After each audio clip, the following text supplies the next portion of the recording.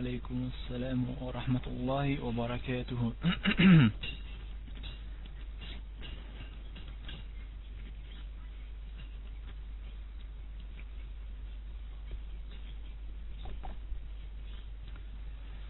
Assalamu alaikum, Cheikh.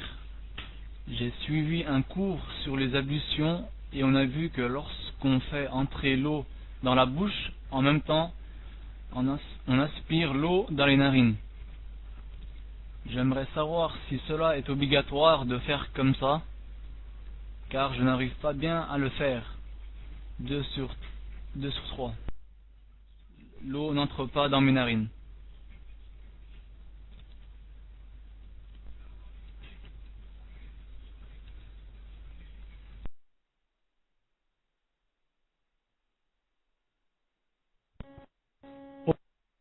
وعليكم السلام. طيب, j'attends que vous confirmiez. Alhamdulillah. Le prophète sallallahu alayhi wa sallam, dans la plupart de ses hadiths dans le wudu, il ne séparait pas entre le nez et la bouche. Dans la même main, à la main gauche, quand il l'a levé comme ça avec de l'eau à l'intérieur de la paume, il faisait entrer dans les deux à la fois. Il commence par la bouche et le nez. Mais si une personne sait que en faisant comme ça, jamais l'eau ne rentre dans ses narines, alors qu'elle fasse par exemple 2 comme ça, et la troisième elle sépare, une fois dans la bouche et l'autre dans son nez, car elle n'a d'autre solution que celle-là. Et si je ne me trompe pas, il y a aussi un autre hadith où il a été dit que le prophète sallallahu alayhi wa sallam a séparé. Je n'en suis pas très sûr, on l'a lu dans le fiqh, j'ai oublié maintenant, mais à 90% il existe naam, et tu as ici une erreur, tu ne peux pas le faire arriver aux narines. Naam. Donc tu laisses Inch'Allah ta'ala cela pour la troisième, si je puis dire, la troisième fois que tu prends dans ta main. Naam. Pour être sûr que cette fois, tu vas le faire arriver aux narines, Inch'Allah ta'ala, et ça sera aussi une occasion pour que tu apprennes. À force de le faire, ça deviendra Inch'Allah ta'ala très facile à force de le faire et de le refaire. Ensuite, n'oublie pas que en faisant monter ta main, pense toujours à ton nez d'abord. C'est pas pour commencer par lui, mais pour qu'il aspire. Pense à ton nez que tu dois aussi aspirer, pour que tu ne restes pas concentré avec ta bouche et tu as oublié ton nez, ensuite l'eau ne va plus passer. Mais si tu ne peux pas, la yukallifullahu nafsan illa wus'aha. Si tu ne peux pas, Allah Ta'ala ne te demande pas une chose que tu ne peux pas faire. Si tu ne peux pas, Inch'Allah Ta'ala, tu sais pas jusqu'à ce que, Inch'Allah Ta'ala, tu apprennes. Car la séparation existe aussi, Inch'Allah Ta'ala. Wallah Azza wa Jal a'lam. Billah, tafaddali.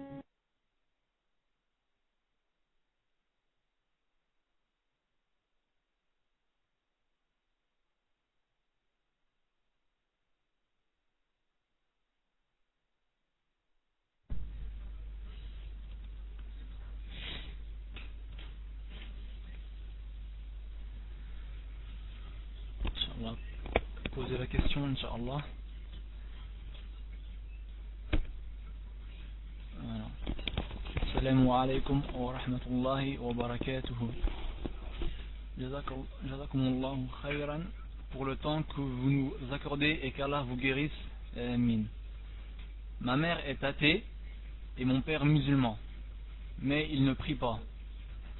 Ils se sont mariés simplement à la mairie et non devant Allah Azza wa Jal, puis ont divorcé simplement devant l'État. Cependant, il s'est toujours occupé de nous. Il verse une pension alimentaire. On va chez lui certains week-ends. Il est présent dans notre éducation. Je suis donc un enfant issu de Zina. J'ai cru comprendre qu'il n'est pas mon mahram. J'ai une sœur qui va bientôt se marier, Inch'Allah, et elle est juste en train d'apprendre la prière. Comment faire pour lui dire que ce n'est pas son mahram et faire comprendre cela à mon père, sachant qu'il a certains a priori négatifs sur la religion? Barakallahu fikum. Wa fikum barakallah.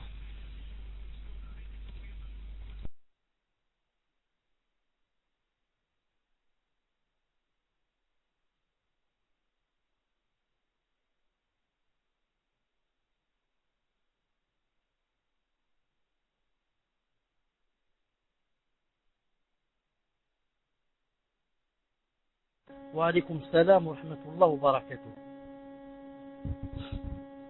Naam. Sûrement que vous m'avez entendu dire plusieurs fois, la règle, c'est une règle que vous devez apprendre car ça vous concerne vous tous et toutes qui vivez là-bas dans les pays de Kufr et dont certains et certaines de vous, sans que ça soit de leur faute, soient issus d'un mariage non légiféré. Le frère ou la sœur qui est né d'un mariage qui n'est pas légiféré. Là, la faute revient à qui? Pas à lui, aux parents. Lui, c'est un miskin. Allah Ta'ala l'a créé. C'est pas lui qui a choisi son père et sa mère. C'est pas lui qui a dit à son père biologique de faire la zina avec sa mère. Non plus. C'est quand deux personnes se marient, font la zina et qu'ils ont un enfant. S'ils ont une fille, on veut voir maintenant si cette fille peut se dévoiler devant cet homme. Pour que cette fille issue de zina puisse se découvrir devant cet homme, on va voir maintenant. Est-ce que ils sont des musulmans, ils sont des kuffars? Le couple là, ce sont des musulmans, ce sont des kuffars. Si ce sont des musulmans, elle ne peut se dévoiler devant lui que quoi? Que s'il se marie avec sa mère, même si après il divorce. Mais s'il ne s'est jamais marié, il ne s'est jamais marié avec sa mère. Ils ont fait la zina, ils ont eu cet enfant et ils vivent comme ça. Elle ne peut pas se dévoiler devant lui. C'est un étranger. Non.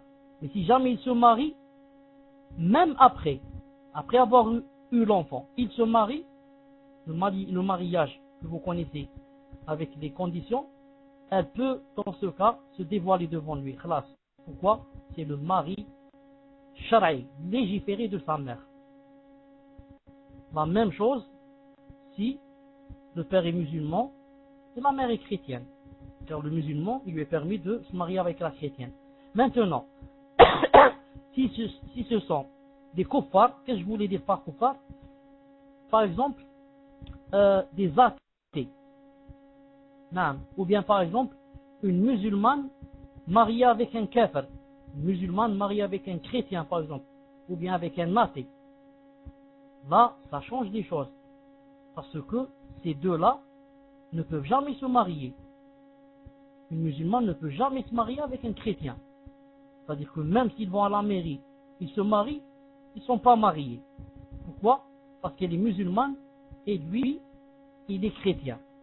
Mais si les deux sont des kuffars et ils se marient et ils ont un enfant, cet enfant peut se dévoiler devant son père biologique. Pourquoi? Parce que en islam, le mariage des kuffars est accepté. Tous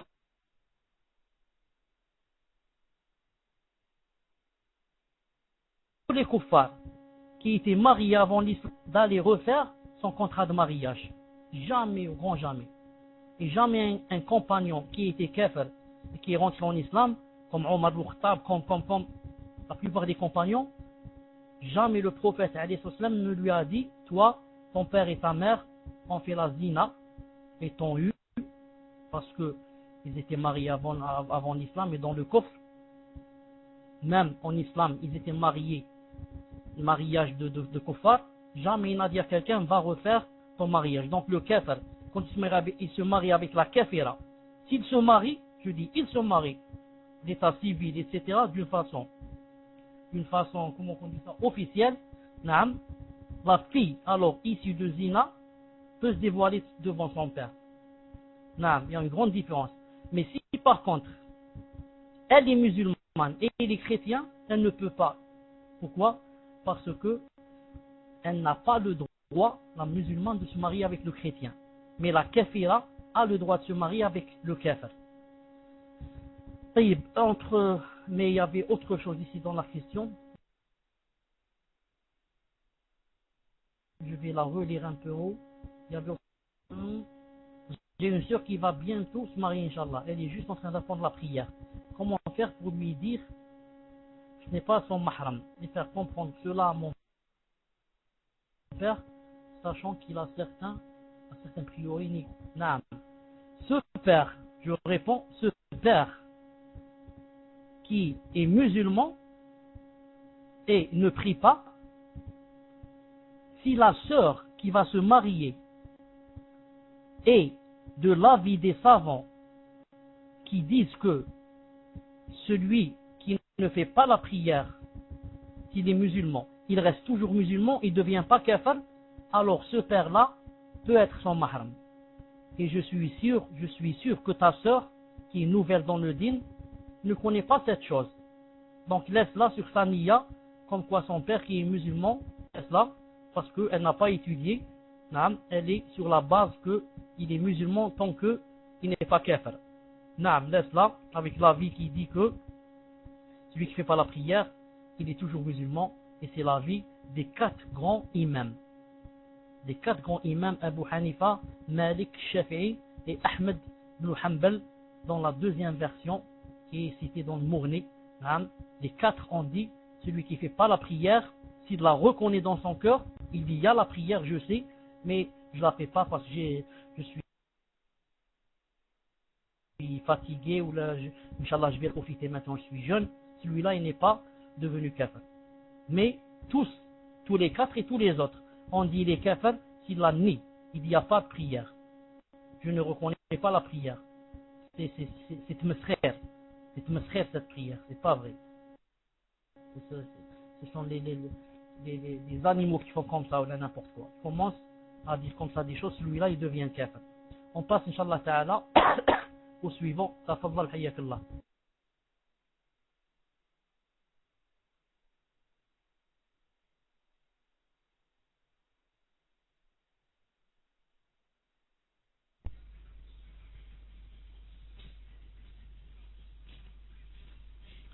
Assalamu alaikum wa rahmatullahi wa barakatuh. Corrigez-moi si je me trompe. Je vous ai entendu à un frère qui voulait aller étudier en Égypte. Que comme c'est son épouse qui a la garde de ses enfants, c'est elle qui doit dépenser pour eux et que son obligation, entre parenthèses au père, de subvenir à leurs besoins. Bon. Je vous pose la question pour qu'il n'y ait pas d'ambiguïté. Barakallahu fikum. Naam. Fikum, barakallahu.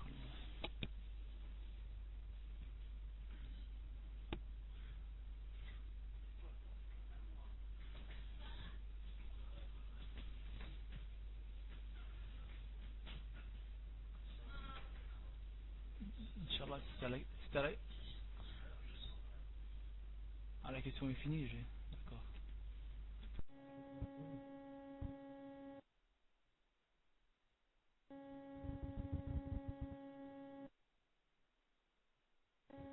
Wa alaykoum salam wa rahmatullahi wa barakatuh.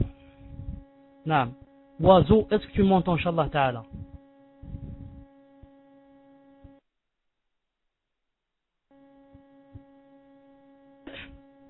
Écoute la réponse et dis-moi si tu l'as comprise, Inch'Allah Ta'ala. Écoute bien la réponse et dis-moi si tu l'as comprise, Inch'Allah Ta'ala.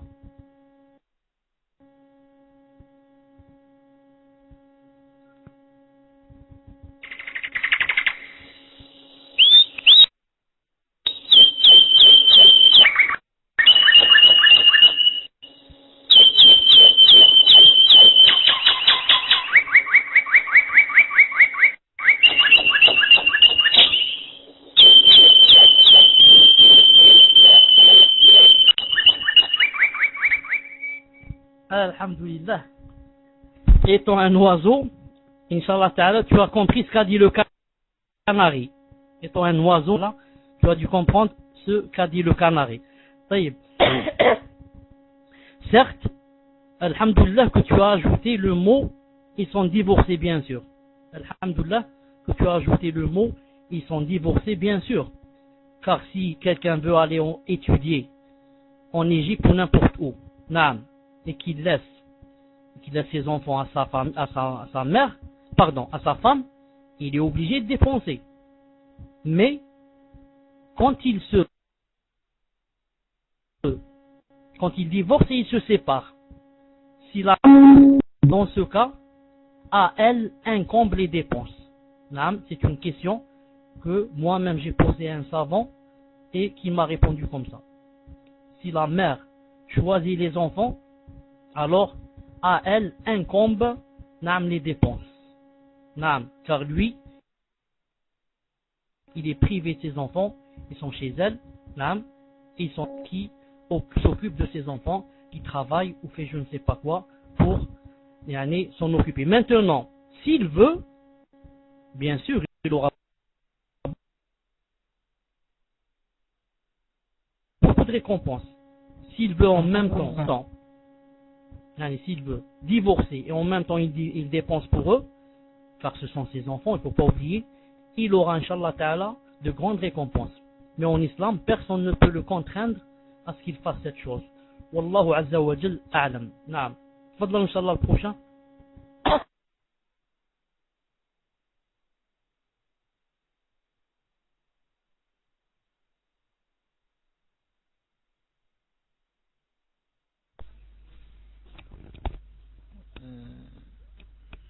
Une sœur couturière. Voilà. Une sœur couturière propose ses services de couture de vêtements à la communauté musulmane. La vente se fait à distance via Internet en général.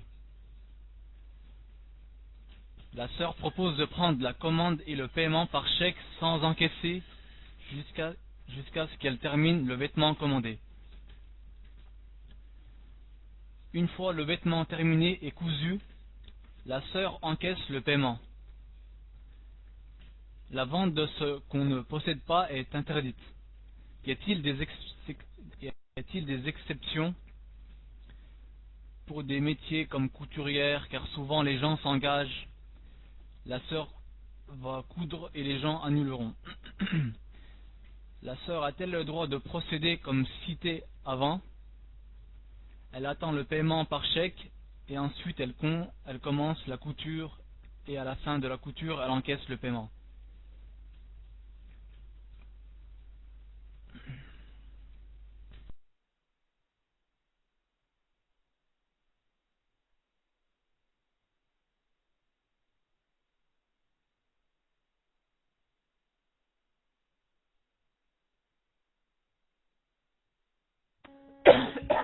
عفوا وعليكم السلام ورحمة الله وبركاته.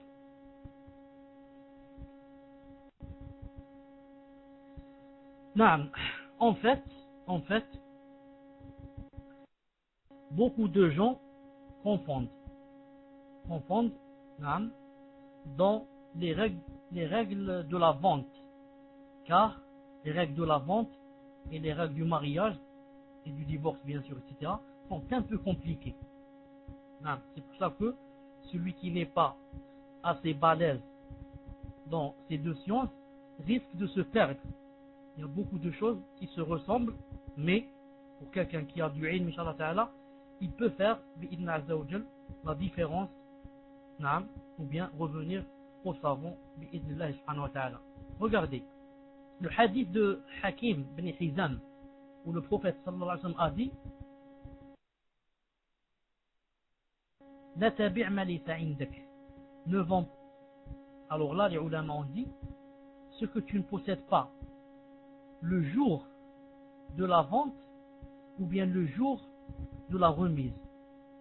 C'est-à-dire, je peux vendre aujourd'hui une chose et la chose n'est pas là. Je vais te la remettre dans un mois ou là 2 mois.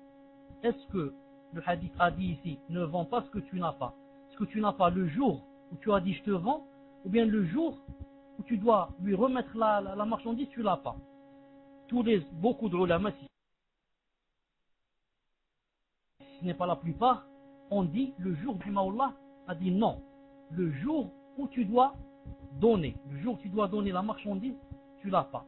C'est ce qui est interdit.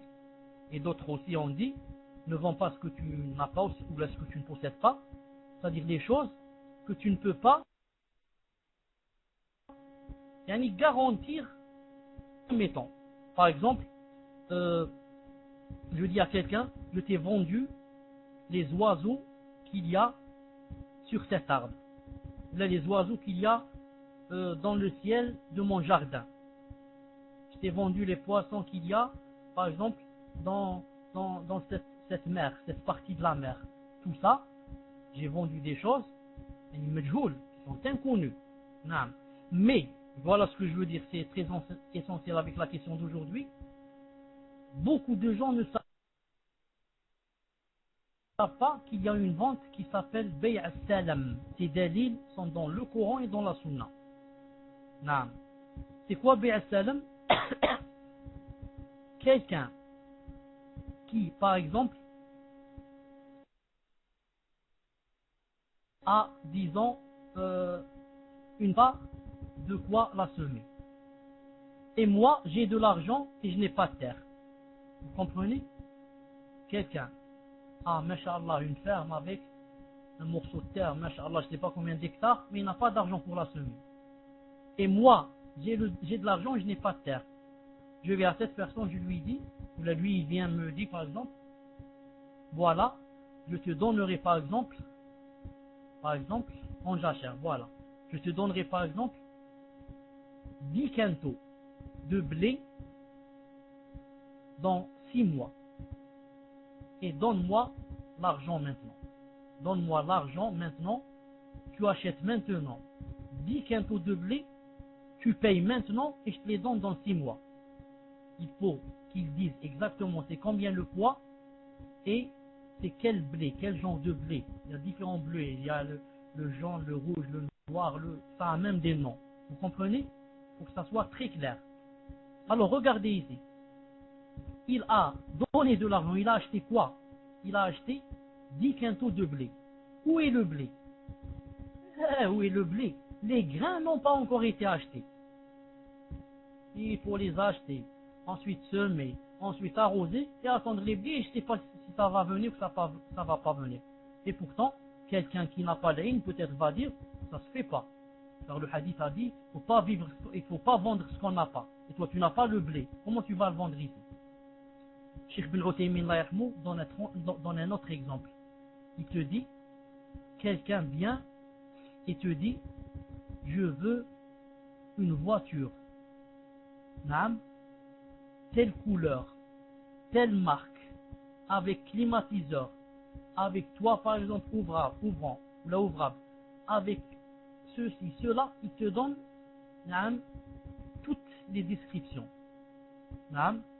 Et il te donne l'argent, tu lui dis la voiture, tu l'auras Inch'Allah dans 3 mois. Celui qui n'a pas d'ilm, il va dire comment? Tu as vendu quelque chose qui n'existe pas.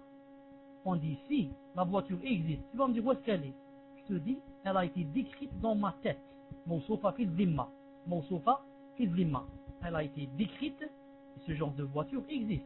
La Mercedes, le noir, avec le toit qui s'ouvre, le climatiseur, ça existe. La marque que tu veux avec les descriptions, je la connais, ça existe. Je la ramènerai dans 3 mois. En allant, je ne sais pas où pour la ramener, etc. Voilà ce que je voulais répondre à la sœur bi'idnillahi azza wa jal. Si on te paye d'avance pour que tu leur fasses telle et telle chose qui a été décrite avec précision, et tu donnes un délai bien décrit, par exemple dans 6 mois, je te donne la chose. Dans 3 mois, tu viens prendre ta chose. Et tu peux reformuler, Inch'Allah ta'ala.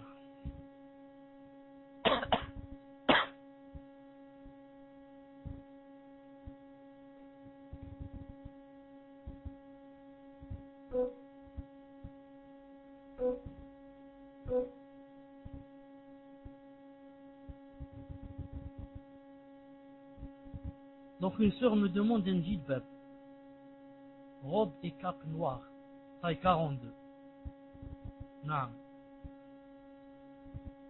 Je peux encaisser son paiement avant d'avoir cousu. Naam.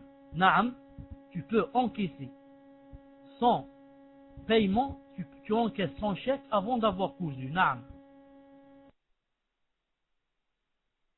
Si tu es sûr de lui donner ce djilbab. Attends, j'ai pas terminé. Taille 42. Naam. Avec les couleurs qu'elle a demandé. Wasmo le qumash. Je sais pas comment on dit le qumash. Parce que les djilbab, il y a beaucoup de sortes. Hein. Comment on dit le qumash? Vous savez le tissu. Le tissu qu'elle a demandé, la couleur qu'elle a demandé, la taille qu'elle a demandé, voilà quelque chose d'important, la durée qu'elle a demandé. Vous vous mettez d'accord que c'est dans 3 mois, c'est dans 15 jours, c'est dans 6 mois, c'est dans 2 années. Il faut que vous décidiez quand est-ce que c'est. Sinon, qu'est-ce qui va se passer? Tu vas encaisser le chèque. Et toi, tu as dans ta tête que c'est dans 3 mois que tu vas lui donner le djilbab. Et elle avait dans sa tête que c'est dans 1 semaine. Alors, dans 1 semaine, elle te contacte. Tu te dis, alors le djilbab, tu me le donnes? Tu lui dis, mais c'est pas maintenant, Orté, moi, c'est dans 3 mois. 3 mois, c'est pas possible. Moi, je croyais dans 1 semaine. Allez, rends-moi l'argent. Tu as acheté avec cet argent des choses, et des tissus, etc., et des boutons, etc. Donc, très important de fixer la date. Naam. Je vais coudre. Inch'Allah ta'ala, on passe au suivant.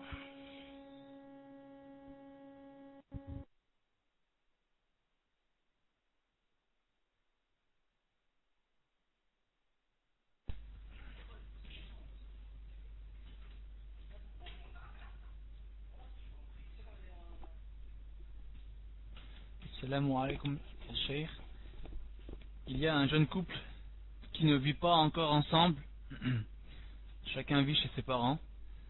Dans la tradition maghrébine, ils n'ont pas le droit de se montrer tous les jours ensemble en public, tant qu'ils n'ont pas encore de maison à eux. Les parents restreints leur rencontre. Si le mari demande tout de même à voir son épouse en cachette, a-t-elle le droit de désobéir à ses parents ou doit-elle obéir à son époux avant tout? Est-ce un mensonge si elle voit son mari en cachette? Barakallahu fik. Allah yashfik. Amin. Amin.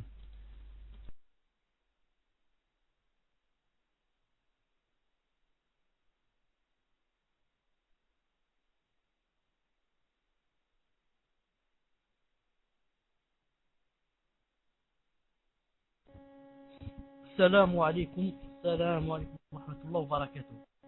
Naam, ils ont fait aqd al-nikah. Je voulais dire par ils sont mariés, est-ce qu'ils ont fait la nuit nuptiale? Est-ce qu'ils ont fait la nuit nuptiale? Non, Inch'Allah ta'ala, j'attends ta réponse.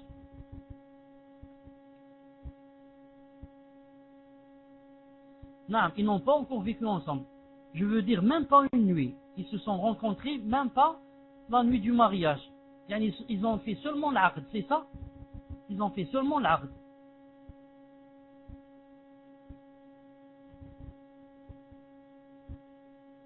Non, car j'ai peur que, pas une seule nuit, alhamdoulilah, j'ai peur que vous me compreniez faux, ou que je comprenne faux, et que je donne une réponse d'après sa fausse compréhension.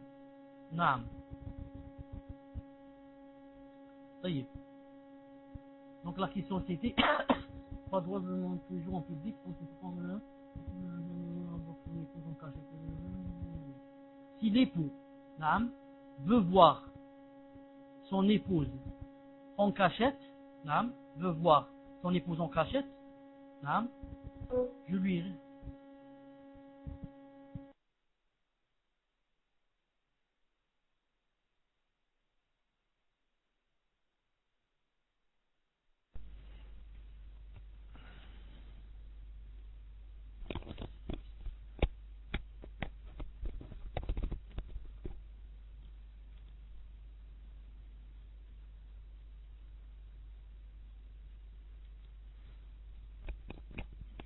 Inch'Allah, préparez vos questions à l'avance, Inch'Allah. Ça évite de perdre du temps.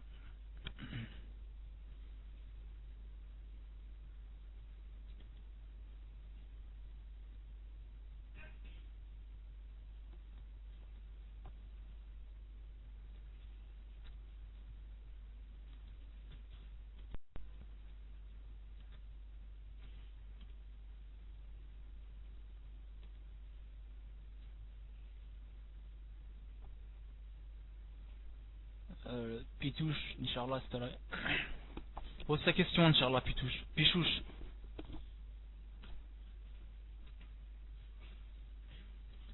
Pichouche, t'es là?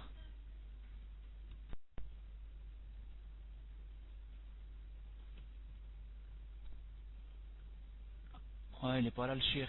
Il est en train. D'accord. Ah, il s'est déconnecté alors. Ah ouais, il est pas là, c'est vrai. Ah, ok.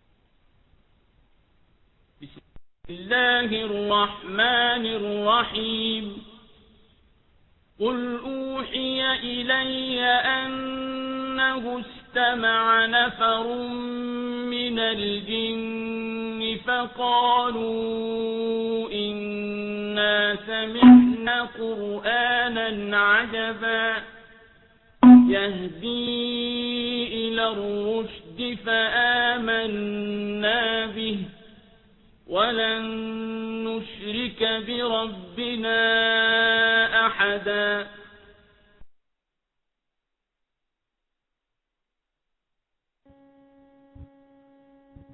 السلام عليكم ورحمة الله وبركاته. في صوت إن شاء الله. Vous m'entendez?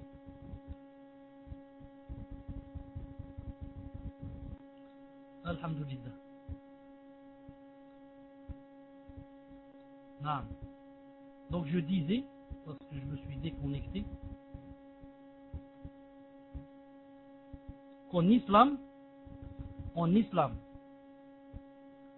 la religion dit que, et c'est ça ce qu'ont fait les pieux prédécesseurs avant nous, tous ont fait ce que je vais vous dire, non, ne rencontrez pas leurs femmes en tête à tête, mais ils rencontraient leurs femmes lorsqu'ils faisaient le mariage, la nuit du mariage, la nuit nuptiale. Quand il rentre dans sa chambre, il trouve là-bas la mariée qui l'attend. C'est comme ça qu'ont fait tous les prédécesseurs avant nous.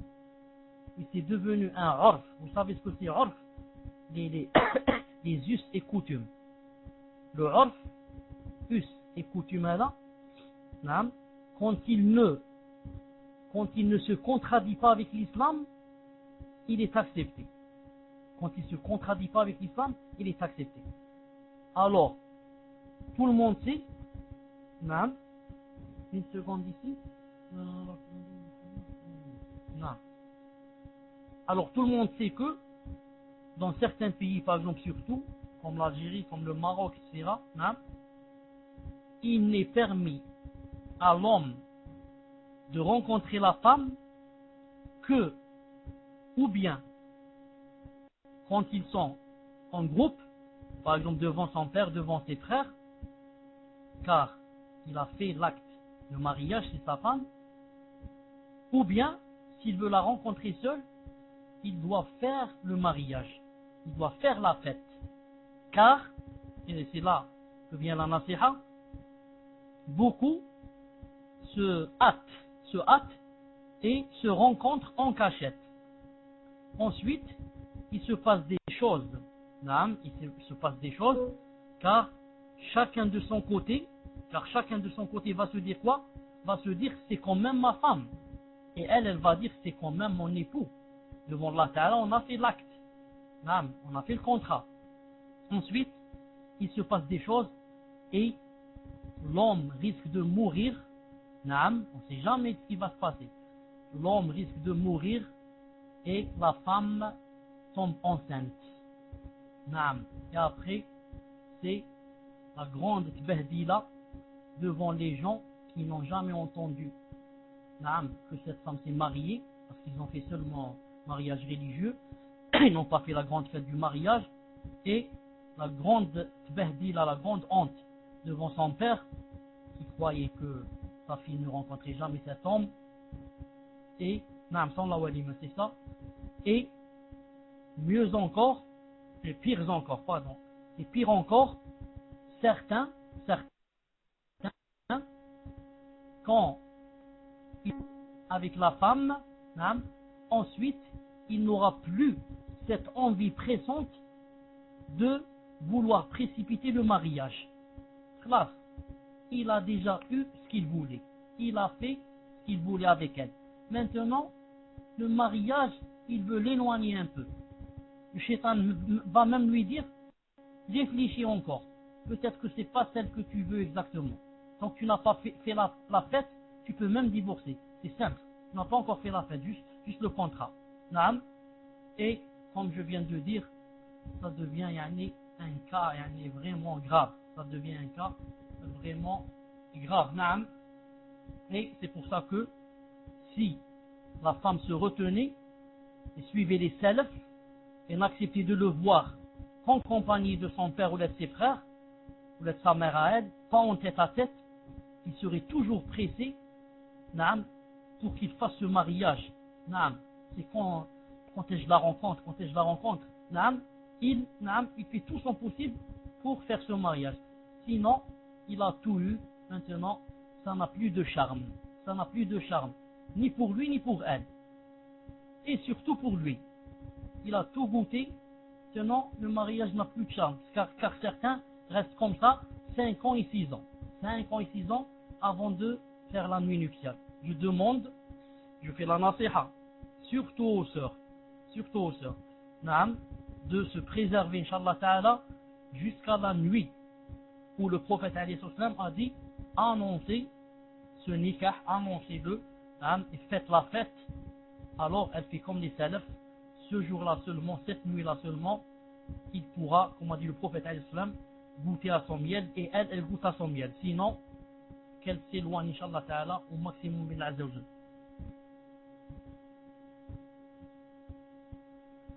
Ils peuvent se voir, mais pas en tête à tête.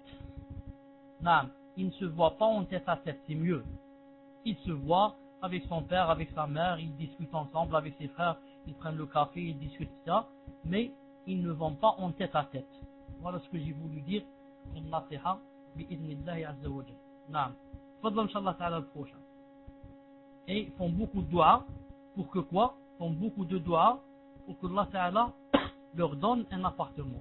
Font beaucoup de dua pour que Allah Ta'ala leur donne un appartement. Naam. Ensuite, ils auraient pu attendre jusqu'à ce qu'un appartement soit en vue. Ensuite, ils font l'acte. Naam. Naam. Moi, j'ai une risala. Elle est là dans ma chambre, ou bien je l'ai prêtée avant-hier à quelqu'un, où il y a toutes les preuves que la femme n'a pas le droit, l'épouse n'a pas le droit d'être en tête à tête avec son mari, même avec après le contrat de mariage. Parce que l'islam ferme toutes les portes de la fitna. Et celle-là, elle va rentrer avec lui. Et ils vont nager dans une mer dans laquelle ils peuvent se noyer. Ils vont nager dans une mer dans laquelle ils peuvent se noyer. Donc, qu'elle craigne Allah Azza wa Jal, qu'elle s'assoit avec lui, boit le café avec lui, discute avec lui, tout ça, ça ne fait rien, mais pas en tête à tête avec chambre fermée à clé. Même s'ils sont en tête à tête dans une chambre, mais pas fermée à clé. والله عز وجل أعلم. تفضل إن شاء الله.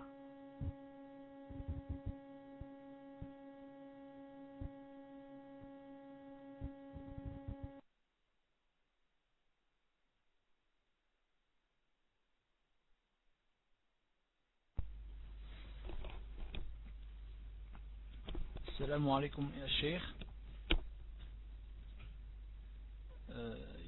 Il y a une sœur qui demande, est-ce que cela serait possible que vous puissiez poser la question bébé comme ça? Ah d'accord. Cheikh, il y a une sœur qui demande si elle peut poser... D'accord. Naam. Pose la question en PV, Inch'Allah. Et après le Cheikh il va répondre. Inch'Allah. C'est qui la sœur? Naam.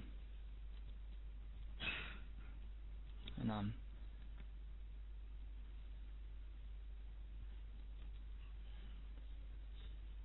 Je lâche le micro. Ok. Je passe à la question de Pitouche ou pas? Assalamu alaikum. Est-ce que quand nous sommes au travail et c'est l'heure de la salat, est-ce qu'il faut demander l'autorisation pour faire sa prière ou la faire sans demander à son supérieur?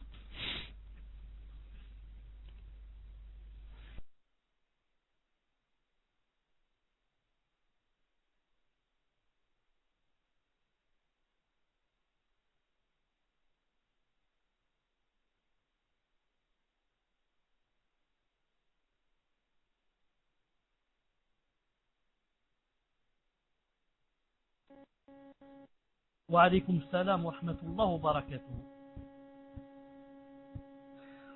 Naam. Cela dépend du sens de demander l'autorisation pour faire la prière. Si ça veut dire, on entend par cela, je lui demande l'autorisation, s'il accepte, je la fais, s'il n'accepte pas, je la fais pas.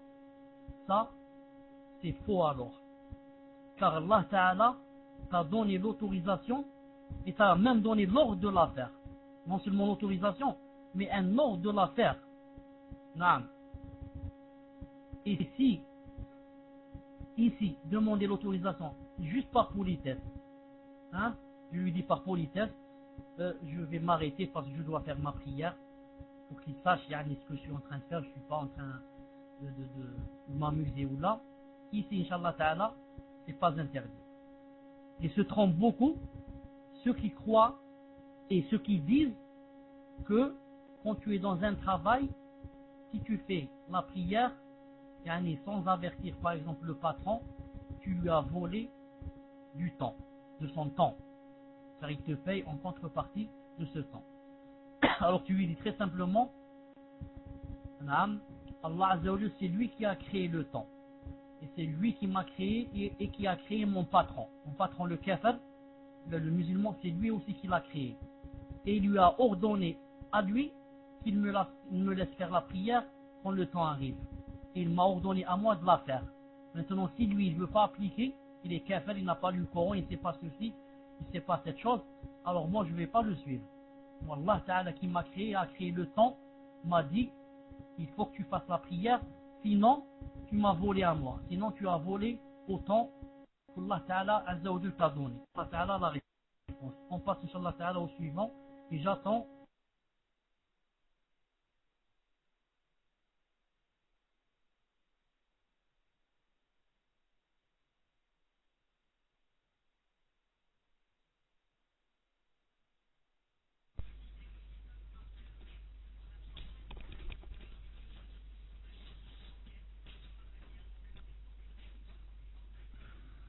Préparez vos questions, Inch'Allah.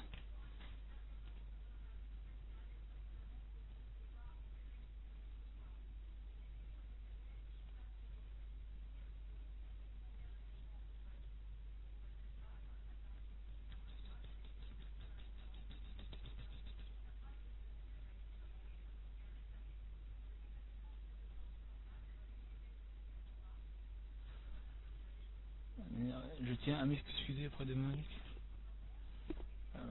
Inch'Allah, mon frère Malik, il y a une question urgente à poser, Inch'Allah. Si ça te dérange pas. Malik, Inch'Allah.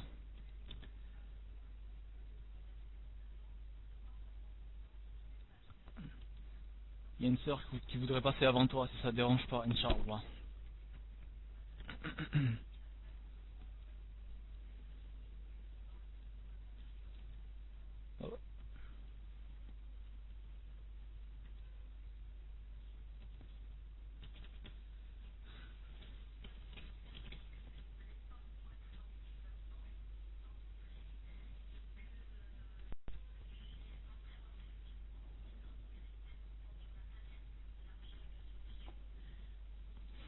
Ouais, non. Pose la question, Inch'Allah. Voilà. Assalamu alaikum wa rahmatullahi. Voilà une sœur convertie. Il y a eu un fils dans la zina. À la garde de cet enfant, elle s'est mariée, mais le père de l'enfant veut le voir. Mais le mari de cette sœur ne veut pas le laisser le voir. Car dans la charia islamique, il n'est pas considéré comme son père, il n'a pas le droit d'hériter de lui, ni de porter son nom quand pour le fit de l'interdire de le voir. Jazakallahu khayran.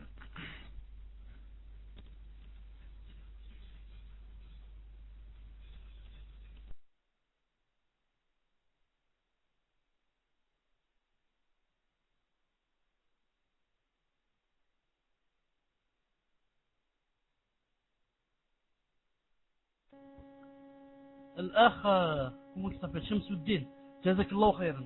Peux-tu relire la question تفضل جزاك الله خيرا.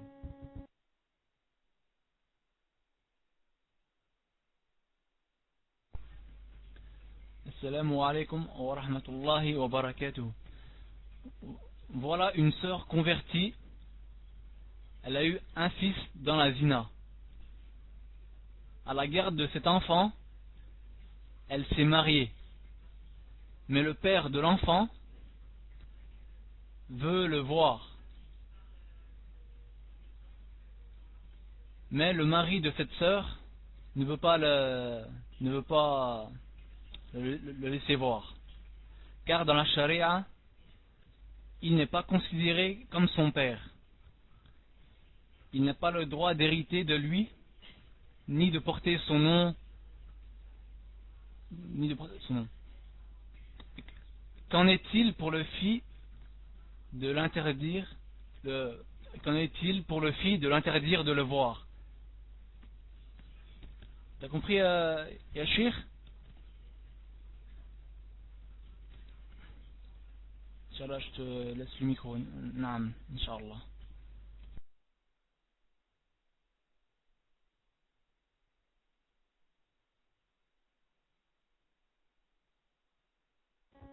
Wa alaykoum salam wa rahmatullah wa barakatuh. En fait, comme j'ai dit tout à l'heure, quand une femme fait zina avec un homme, s'ils ont un enfant, l'enfant est le fils de la mère et n'est pas le fils du père. L'enfant est le fils de qui? De la mère. Et n'est pas le fils de qui? N'est pas le fils du père. C'est-à-dire que si un couple fait la zina et ils ont une fille, la fille, si elle est pubère, elle doit se voiler devant cet homme qui est son père biologique. Pourquoi? Parce que ce n'est pas son père chez Allah Azza wa Jal. C'est son père seulement biologique qui a été le sabab, la cause pour avoir enfanté avec sa femme et sa mère à elle cet enfant. Non. Mais si, je répète encore, c'est très important, mais si jamais un jour ils se marient, si jamais un jour ils se marient ces deux-là, non, bien sûr, s'ils remplissent les conditions de mariage, c'est-à-dire ce n'est pas sa tante, ce n'est pas la femme, ce n'est pas sa tante, ni sa mère, ni sa soeur, c'est une étrangère, bien sûr. Alors dans ce cas, la fille peut ne plus se voiler devant son père, car elle est devenue sa rabiba. Elle est devenue sa rabiba. C'est comme moi, je dis pas moi parce que il y a ma femme avec nous dans le salon, elle va s'énerver. C'est comme si X va se marier avec une femme. Et cette femme a déjà une fille. X va se marier avec une femme et cette femme a déjà une fille.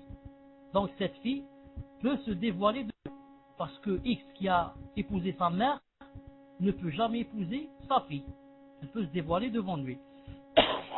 J'espère que cette chose est comprise, Inch'Allah Ta'ala. Naam. Quant à interdire à la fille de voir cet homme, naam, maintenant, le temps où je vous parle, je ne me rappelle de rien qui interdise cela. Mais je préfère, Inch'Allah Ta'ala, en être sûr. C'est pour cela que je préfère laisser la réponse à la fois prochaine, mais en disant que ce qui est sûr, c'est quoi? C'est que si cette personne qui a fait zina, c'est-à-dire le père biologique de cette fille, c'est quelqu'un daté, quelqu'un contre le din, et quelqu'un qui veut la rendre perverse, sa fille, si jamais elle la lui donne, etc., celui-là que sûrement, elle l'empêche, ou alors, si vraiment on la force, avec les lois de Kofar, on la force, alors elle essaye de restreindre au maximum ses visites. Mais je ne connais pas quelque chose qui interdise à ce qu'elle voit son père. Inch'Allah Ta'ala, laissez la fois prochaine, Inch'Allah Ta'ala, pour que je vous réponde ultérieurement. Bi'idhnillahi Azza wa Jal. Wallahu Ta'ala a'lam. Naam, on passe Allah Ta'ala au suivant.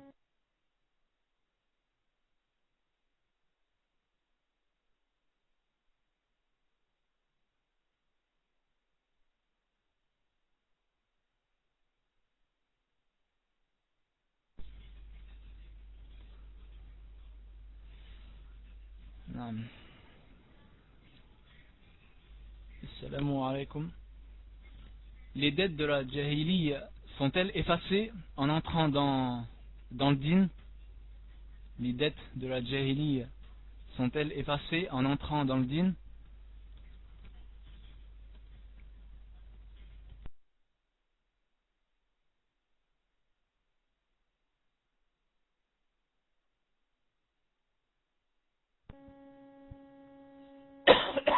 Wa alaykum salam wa rahmatullah wa barakatuh. Quand on fait des dînes, on fait quoi, il a dit? Pardon. Quand on fait des dettes, avant de devenir musulman, ensuite on devient musulman. On va voir quel genre de dettes a-t-on fait. Si ce sont des dettes qui ne sont pas interdites, alors, même étant devenu musulman, je dois payer mes dettes. Mieux encore, l'islam m'exhorte et me pousse à ce que je paye mes dettes. Naam. Mais à condition que ces dettes soient pas interdites. Par exemple, mon voisin m'a prêté 10 000 euros. J'étais kafir. Maintenant, je me suis converti, je suis rentré en islam. Ça ne m'empêche pas de donner mes dettes. Mieux encore, il faut que je les donne pour montrer c'est quoi l'islam. La beauté de l'islam qui reconnaît les dettes, même si sont celles d'un kafir. Mais maintenant, si les dettes sont des choses de haram, comme par exemple, j'ai bu de l'alcool dans un bar et je ne l'ai pas payé. Je lui dis, Inch'Allah, demain je paye. Et demain, Allah Ta'ala a jeté quelque chose dans mon cœur, je suis devenu musulman. Celui-là, je ne le paye pas, même s'il va déposer une plainte contre moi. Sauf si on me force, bien sûr, et j'ai peur d'aller en prison, etc. Sinon, je ne le paye pas tant que je peux ne pas payer. Bi'idhnillahi Azza wa Jal. Tayyib. Vous me donnez 1 minute le temps que je lise la question qui est venue en PV. Préparez la question, écrivez-la affichez-la sur la fenêtre. Moi, je lis 1 seconde la question qui m'est venue en PV. Barakallahu fikum.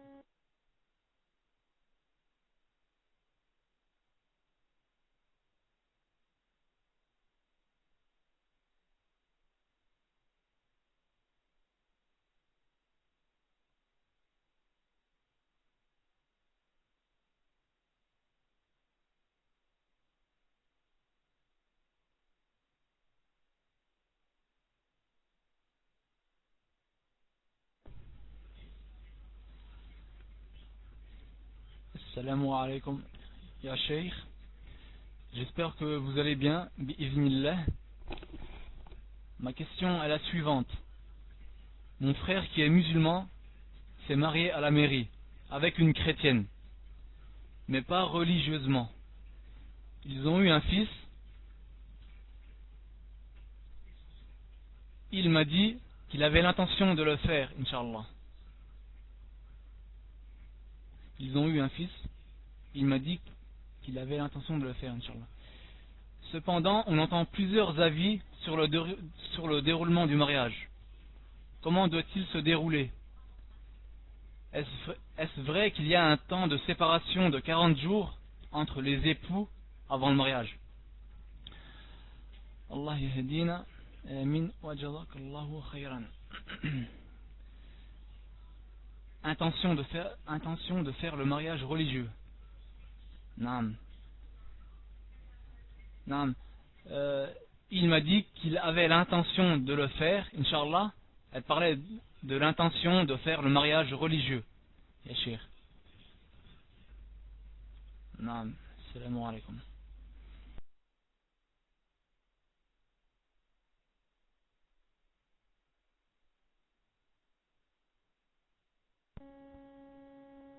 Wa alaykoum salam wa rahmatullah wa barakatuh. Fi sawt.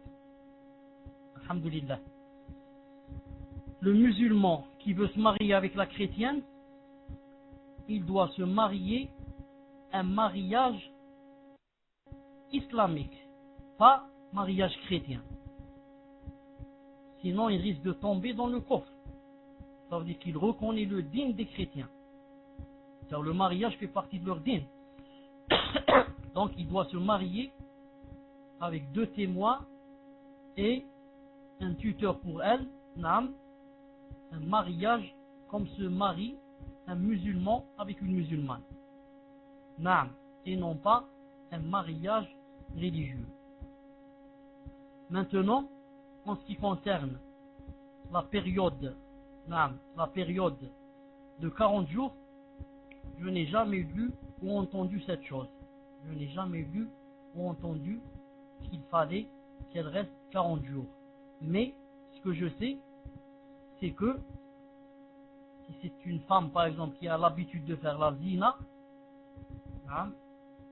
alors il faut qu'il attende, même lui s'il était déjà marié avec elle, en plus déjà vous dites qu'il était marié de la mairie, s'il veut maintenant se marier avec elle, il attend qu'elle ait une fois les menstrues. Il attend qu'elle ait une fois les menstrues. Ensuite, il fait le mariage religieux. Pourquoi? Pour être sûr qu'elle n'est pas enceinte. Pour être sûr qu'elle n'est pas enceinte. Naam. Car quelqu'un qui vit avec une femme sans mariage ou avec un mariage qui n'est pas valable, naam, c'est comme s'ils sont dans la zina. Ils sont dans la zina. Donc maintenant, s'ils veulent se marier, il faut qu'il y ait une période de viduité, c'est-à-dire la femme a une fois les menstrues. Si elle a les menstrues, cela prouve qu'elle n'est pas enceinte. Non, ils ont déjà eu un fils. Et ils ont déjà eu un fils, peut-être qu'ils ne savaient pas, peut-être qu'ils étaient ignorants, peut-être, je ne sais pas quoi, l'essentiel, c'est que maintenant, ils ont décidé de réparer la faute. L'essentiel, c'est que maintenant, ils ont décidé de réparer la faute. Le fils, Inch'Allah Ta'ala, n'a aucun péché. Le fils n'a aucun péché. Ils décident donc de réparer la faute. Ils font la période de viduité et ils se remarient de nouveau religieusement. Wa fika barakallah. Naam. Tfadhal.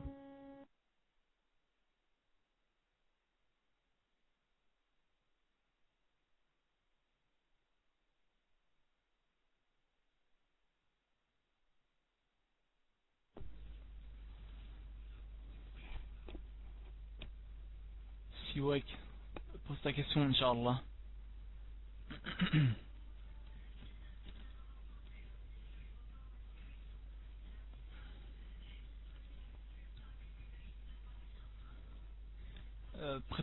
Préparez vos questions, Inch'Allah, les frères. Hein, ça évite de perdre du temps, Inch'Allah.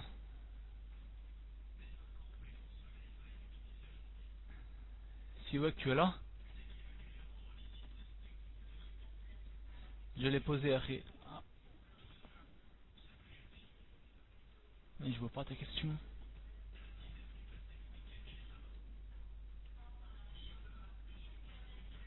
Ouais, il faut... Pour ceux qui souhaitent lever la main... Refais-moi un copier-coller, il y a un petit fan. Coupe là.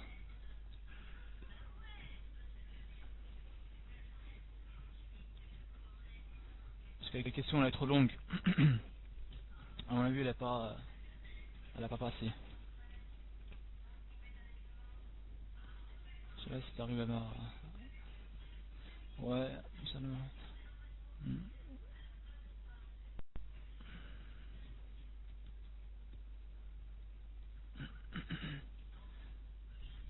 Non.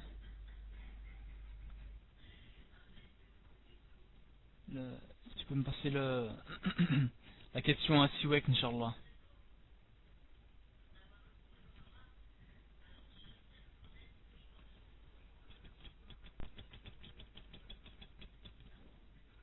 Non, moi je l'ai pas. Mais tu l'as passé à qui? Parce que moi je l'ai pas. Non, moi j'ai pas ta question, mon frère. Non. Pose-la rapidement, mon frère. Ouais, pose-la rapidement. Ça te dérange pas. Rapidement. Prépare ta question, Salma. Inch'Allah. Et les autres aussi.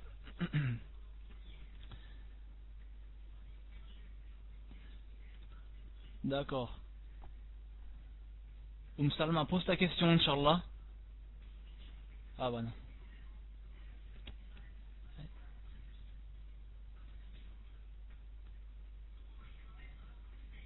J'ai fait l'acte religieux.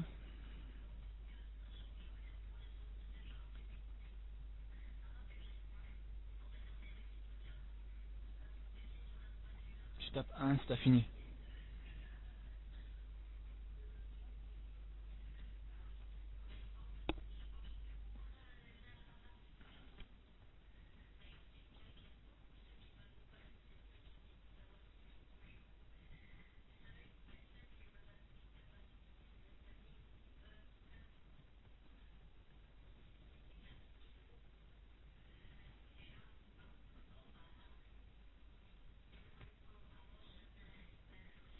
Non.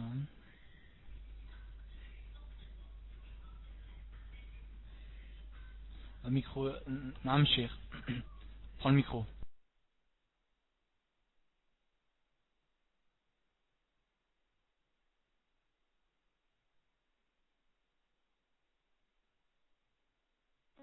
Wa alaykoum salam wa rahmatullah. Siwak. Écrit numéro instrumental, Siwak.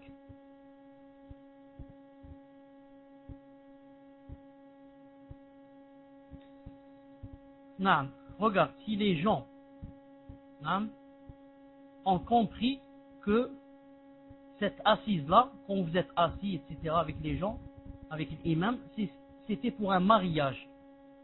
Et ont entendu que X allait se marier avec Y. Et ils ont entendu que la fille qui s'appelle X, va se marier avec Y. Naam, ça suffit, Inch'Allah Ta'ala. Ton mariage est valable, il est, Inch'Allah Ta'ala, l'un des plus valables. Il ne contient aucune poussière, bi'idna Azza wa Jal. Même si l'autre il s'est trompé ou là il n'a pas bien fait la formulation, tout ça importe peu, bi'idnillah Azza wa Jal. Naam. C'est où la deuxième question? Je la vois pas. La deuxième question, je ne l'ai pas vue.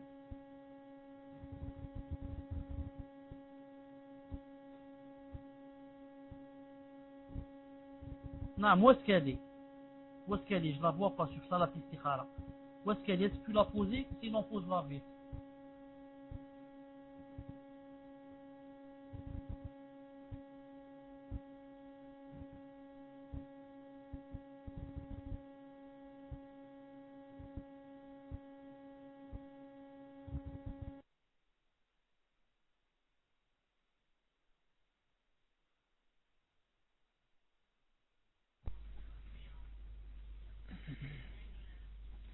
Est-ce est-ce que c'est... Non. Siwek fait, j'ai fait l'acte religieux. Il y avait 2 témoins et le tuteur, mais l'imam n'a pas fait de formulation. J'ai insisté et il a quand même dit, mais pas de façon correcte, est-ce que c'est valide? Mais j'ai aussi une petite question sur la salat. Il dit, est-ce que c'est valide? Mais j'ai aussi une petite question. J'ai pas compris, Siwek. J'habite en région parisienne, je travaille et j'y habite. Et on m'a proposé quelque chose sur Bruxelles, où vit ma femme. Et j'arrive pas à trancher. Peux-tu m'aider, Achir?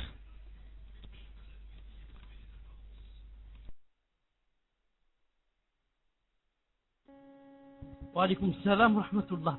De toute façon, si Ouak m'a fait rire, wallah, yani. Pourquoi? Parce qu'en fait, pour trancher, non, ou alors pour que je t'aide, pour que je te dise, choisis Bruxelles ou la reste à Paris. Faudrait, Inch'Allah Ta'ala, que je connaisse, yani, quelle est la différence entre Paris et Bruxelles, qu'est-ce qu'il y a ici, qu'est-ce qu'il y a là-bas, qu'est-ce qu'il n'y a pas là-bas comme avantage, qu'est-ce qu'il y a ici comme avantage, quels sont les désavantages, tout ça je ne le sais pas. Comment, sur quoi vais-je me baser pour choisir? Donc, je n'ai qu'une chose sur laquelle je vais me baser, c'est quoi? Rapproche-toi de ta femme. Ta femme est à Bruxelles, va travailler à Bruxelles. Au moins tu es prêt et proche de ta femme, Inch'Allah Ta'ala. Naam. Si le fait de travailler à Bruxelles te permet d'être chaque soir et tout le temps avec ta femme, va travailler à Bruxelles. Si maintenant tu restes à Paris, et tu restes je ne sais pas combien de temps, peut-être une semaine ou là tout seul, je te conseille d'aller travailler à Bruxelles où il y a ta femme. Bi'idnillahi azza wa jal. Sinon tu ne m'as pas cité quels sont les avantages et les désavantages qui me permettent de trancher ou du moins de t'orienter. Bi'idnillahi ta'ala. Non, on passe sur la ta'ala au suivant.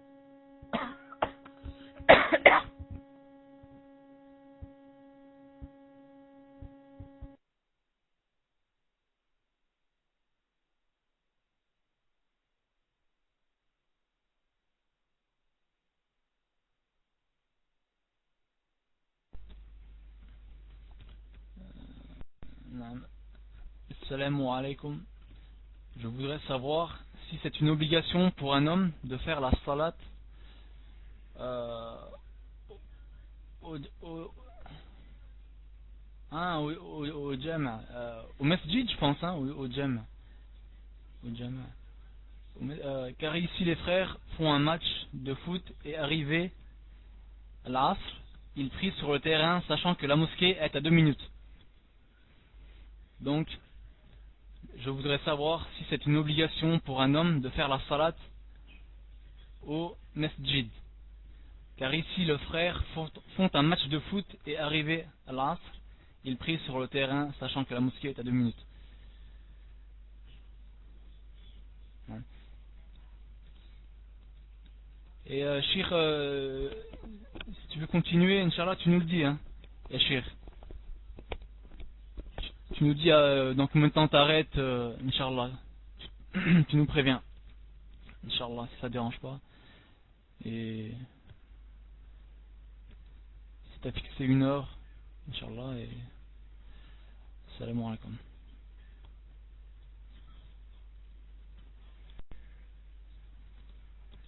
Wa alaykoum salam wa rahmatullah wa barakatuh. En général, un homme, quand il entend l'appel de la prière, il doit aller à la mosquée. En général, quand un homme habite près de la mosquée, de façon à ce que si celui qui fait l'appel à la prière, il peut entendre sa voix, il peut l'entendre en train d'appeler à la prière, entre parenthèses sans microphone, alors il est obligé qu'il aille à la mosquée. Mais maintenant, quand ils sont en train de jouer, et qu'ils entendent adhan, s'ils peuvent aller à la mosquée, c'est ça ce que Allah Ta'ala veut. C'est ça la meilleure chose. Il a laissé le jeu et le ballon pour aller obéir à Allah subhanahu wa ta'ala et faire ce qu'Allah ta'ala a ordonné. Mais si toutefois il n'y est pas allé, au moins qu'il la fasse alors en groupe. Car en groupe, c'est dans ce cas-là moins grave que de la faire seule. Maintenant, s'il va la faire seule, et ne la faire ni en groupe ni à la mosquée, ça devient grave. Donc, aller à la mosquée, c'est le numéro 1. C'est ce qu'Allah Ta'ala aime et c'est la meilleure des choses et c'est ça l'obligatoire. Maintenant, si pour des raisons ils ne sont pas allés, alors qu'ils la fassent au moins en groupe. Allah Azza wa Jal a'lam. Allah Azza wa Jal a'lam. تفضل إن شاء الله.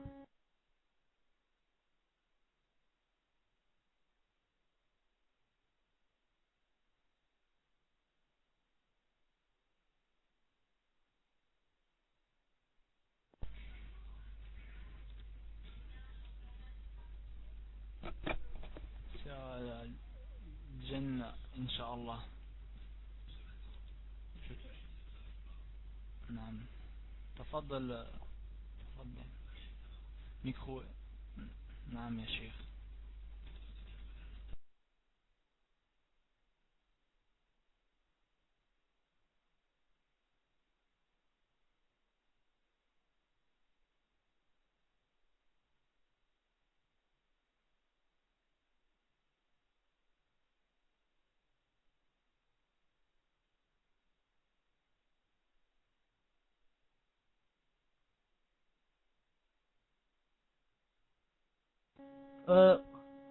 Juste pour faire une petite remarque, salam alaikum. Vous m'entendez? Pour faire une petite remarque, c'est tout, hein? Alhamdulillah. Regardez, il est chez moi ici, minuit 30, ça. On a commencé vers 11h, peut-être 23h, quelque chose comme ça. Ça y est. Vous n'avez pas remarqué que, jusqu'à présent, je n'ai reçu aucune question dans la Aqidah. Vous avez remarqué? Je n'ai reçu aucune question dans la Aqidah. Alors que se tromper dans la salat, se tromper dans la zakat, se tromper dans le mariage, dans le divorce, tout ça, c'est pardonnable. Mais se tromper dans la Aqidah et attester dans son cœur ce qu'attestent par exemple les chiites ou bien les mu'tazila ou bien les habash ou bien, c'est vraiment vraiment très grave demain quand on rencontre Allah Azza wa Jalla. Donc la Aqidah a une primauté sur toutes les autres matières. Et pourtant, vous remarquez qu'on n'est pas beaucoup chaud, on n'est pas beaucoup chaud pour cette Aqidah. Cette Aqidah en laquelle Allah Ta'ala dit dans le Coran فَعْلَمْ أَنَّهُ لَا إِلَهَ إِلَّا اللَّهِ أو لا إله إلا أنا. فَعْلَمْ أَنَّهُ لَا إِلَهَ إِلَّا اللَّهِ. Donc Allah Ta'ala, qu'est-ce qu'il a dit? Il a dit apprends qu'il n'y a de divinité qui mérite l'adoration que moi. Vous avez remarqué, il n'a pas dit la ilaha illallah. Il n'a pas dit la ilaha illallah. Il a dit apprends la ilaha illallah. La ilaha illallah, ça s'apprend. La aqidah. Naam. Si on n'apprend pas la aqidah, on peut devenir chiite, on peut devenir mu'tazili, on peut devenir ash'ari, on peut devenir habash, on devient takfiri, on devient n'importe quoi, une secte égarée. Et pourtant, les questions de la aqidah sont vraiment évitées. Elles ont été évitées ce soir. Al-Muhim, Allah yahdina wa yahdikum. Allah yahdina wa yahdikum. Tafadhal inshallah ta'ala le prochain.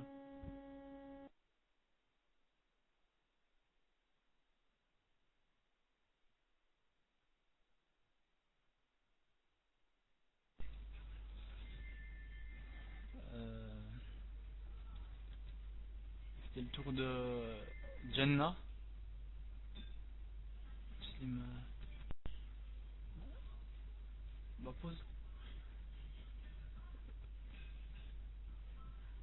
Ouais c'est vrai, elle a dû être déconnectée. Elle a dû avoir un problème de connexion, peut-être c'est possible, Jannah. Ouais, elle a dû avoir un problème de connexion. Muslima, posez votre question, Inch'Allah. Muslima.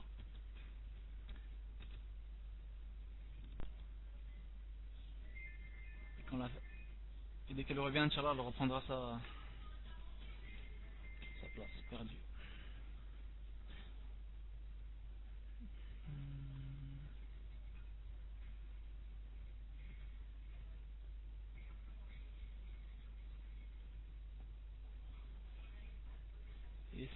Essayez de préparer votre question à l'avance.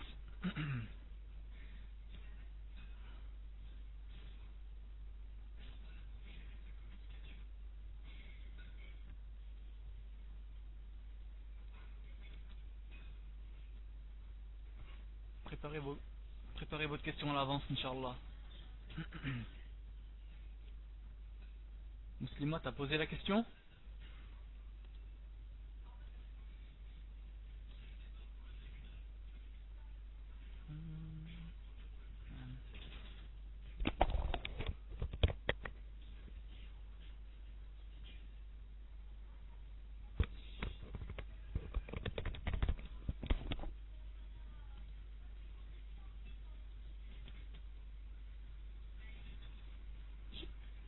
J'ai pas ta question, Muslima.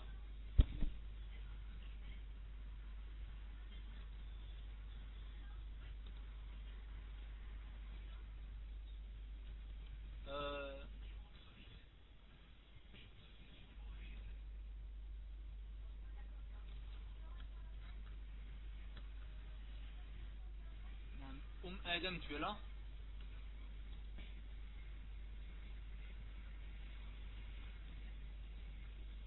Adam, pose la question, Inch'Allah. Parce que là, on perd trop de temps et... Posez votre question, Inch'Allah. Voilà. Assalamu alaikum wa rahmatullahi. J'ai une question sur le rêve de mon mari. J'étais assis dans une mosquée, entouré de frères habillés en sunna. Certains lisaient le Coran et moi j'étais assis. J'entendais une voix douce et apaisante qui me parlait et qui me disait de persister et de continuer dans mes efforts, que j'étais dans la bonne voie. Et là, les chants. Est-ce qu'elle a fini ta question? Est-ce qu'elle a terminé ta question? Est-ce que votre question est terminée? Adam, tapez 1 si...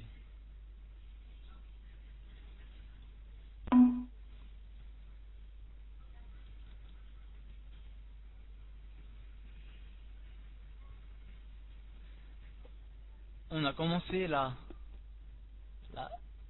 Tala, El Badrou, je sais pas c'est quoi, jusqu'à la fin, et on s'est tous levés et nous sommes sortis de la mosquée.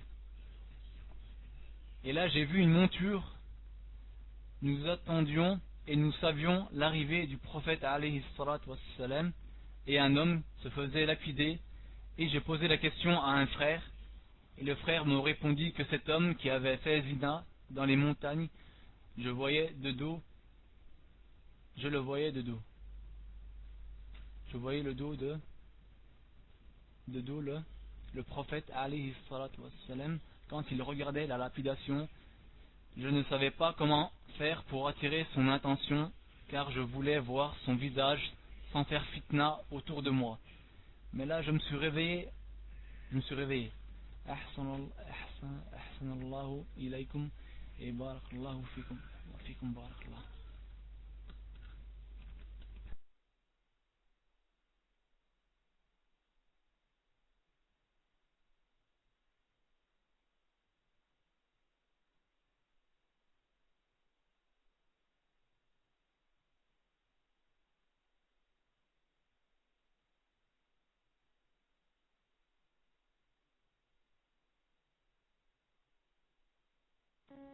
Alaykoum salam wa rahmatullah wa barakatuh.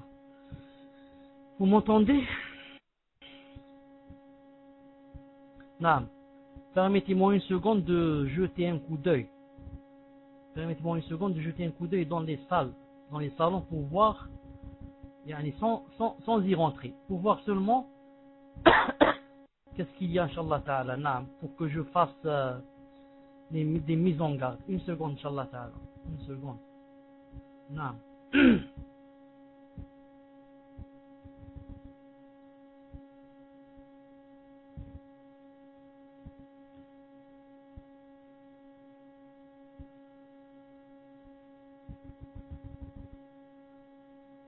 Taïb, vous m'entendez là?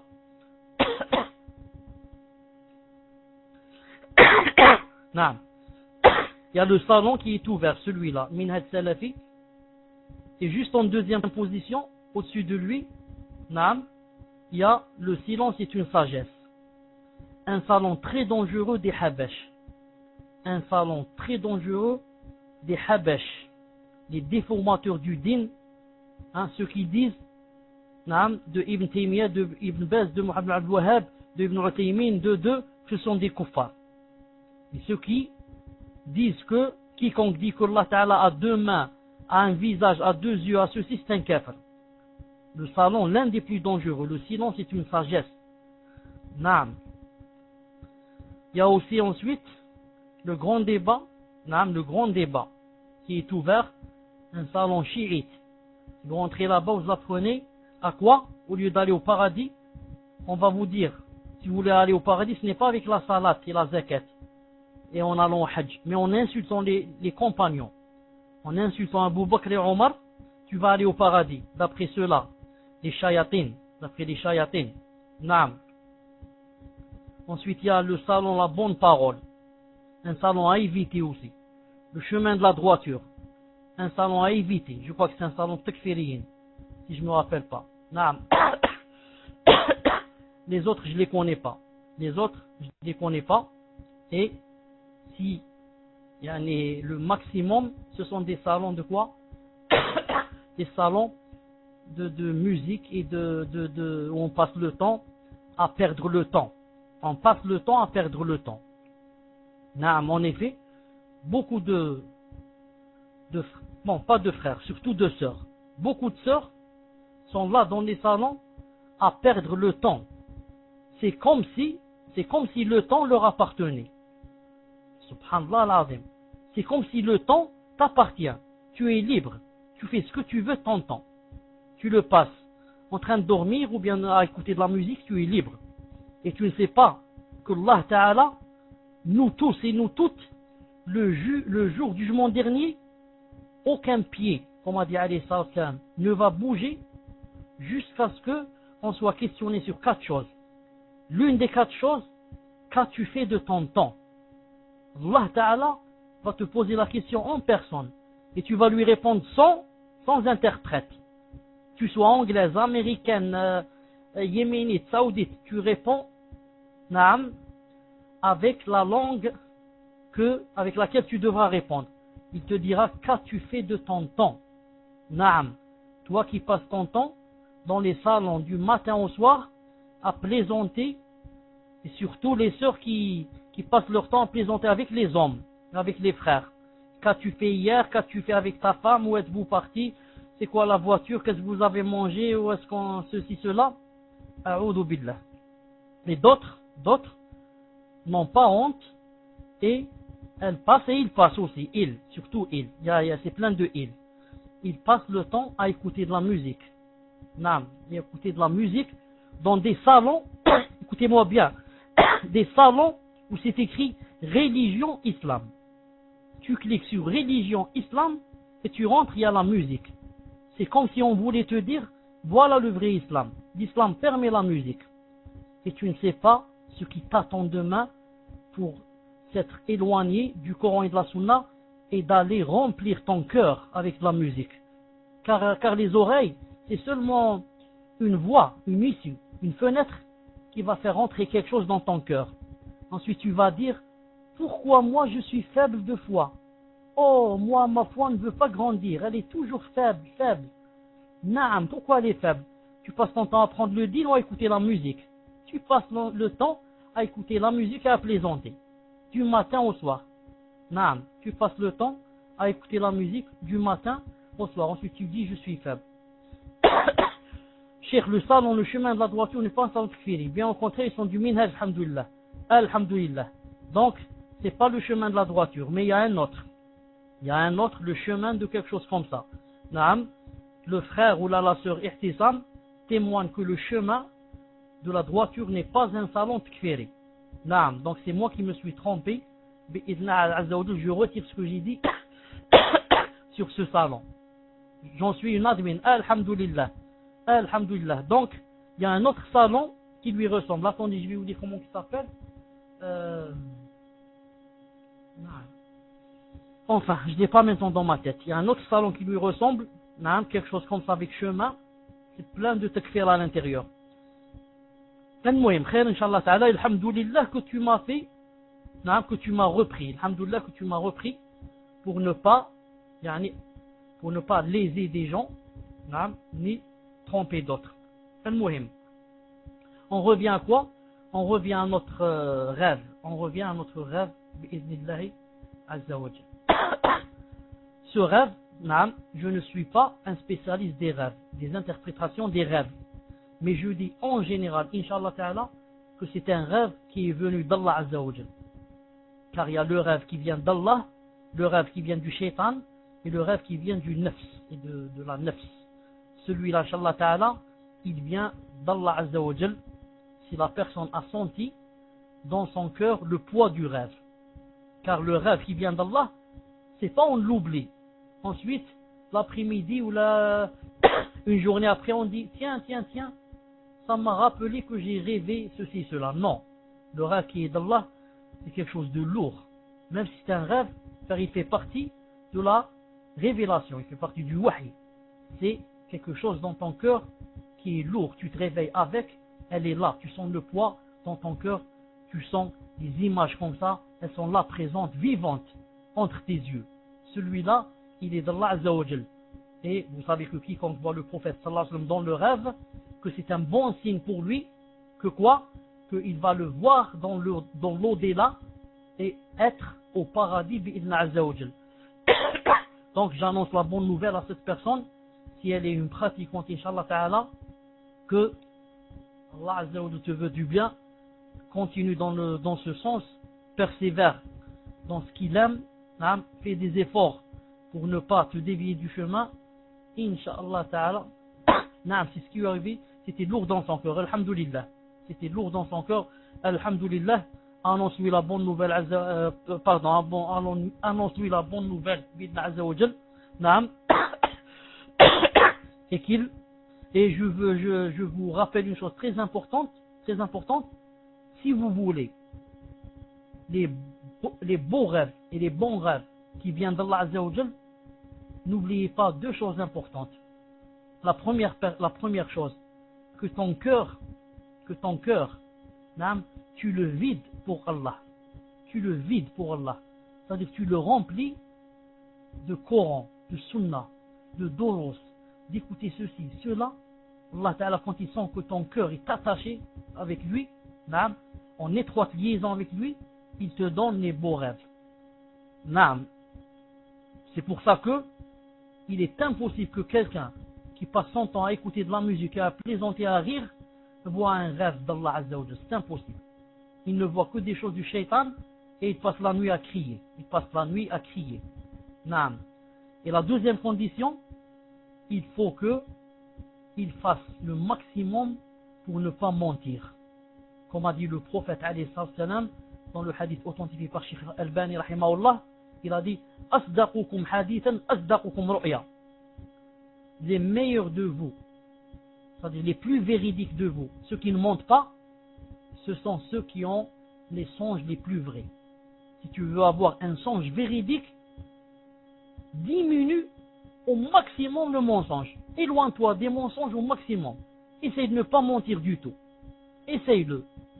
Et si tu ne veux pas me croire, fais-le une expérience. Dis, pendant 2 mois ou 3 mois, je vais faire mon possible pour ne pas mentir un seul mensonge. Et tu verras si Allah Ta'ala ne va pas te donner un songe pour te prouver que tu es véridique. Naam. Demain, bi'idna azza wa jal, on a un cours, on a un dars demain, bi'idna azza wa jal. Naam. Inch'Allah Ta'ala, je vous verrai demain, Inch'Allah Ta'ala. Je vous laisse في أمان الله وفي حفظه. Je réponds vite à la sœur qui m'avait demandé tout à l'heure une question, je lui réponds vite en privé. Je vous donne rendez-vous à demain. إن عز وجل سبحانك اللهم وبحمدك أشهد أن لا إله إلا أنت أستغفرك وأتوب إليك. السلام عليكم ورحمة الله وبركاته.